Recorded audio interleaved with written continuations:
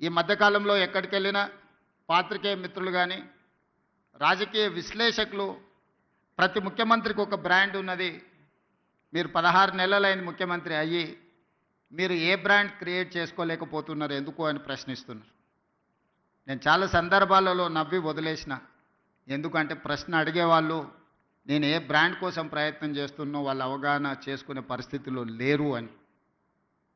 మొట్టమొదటిసారి 2 రూపాయలకు కిలో బియ్యం ఇచ్చిన ఎన్టీ రామారావు గారు పేదవాడు తెల్లన్నం తిన్నప్పుడల్లా వారిని గుర్తు చేసుకుంటాడు.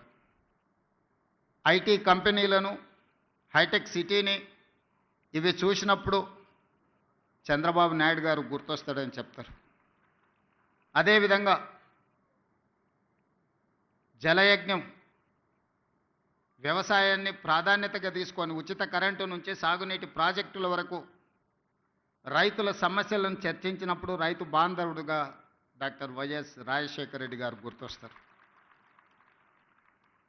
సరే, ఇంకొంతమంది కొన్ని రకాలుగా కొన్ని బ్రాండ్స్ క్లెయిమ్ చేస్తూ ఉంటారు. ఉద్యమకారులమని, తెలంగాణ ప్రదాతలమని. వాళ్ళ గురించి నేను పెద్దగా చర్చించదలుచుకోలేదు.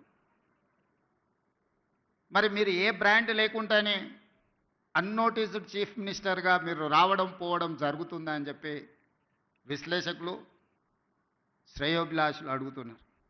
నేను ఒక మాట చెప్పదలుచుకున్న ఈ వేదిక మీద నుంచి విశ్లేషకులకు, విమర్శకులకు,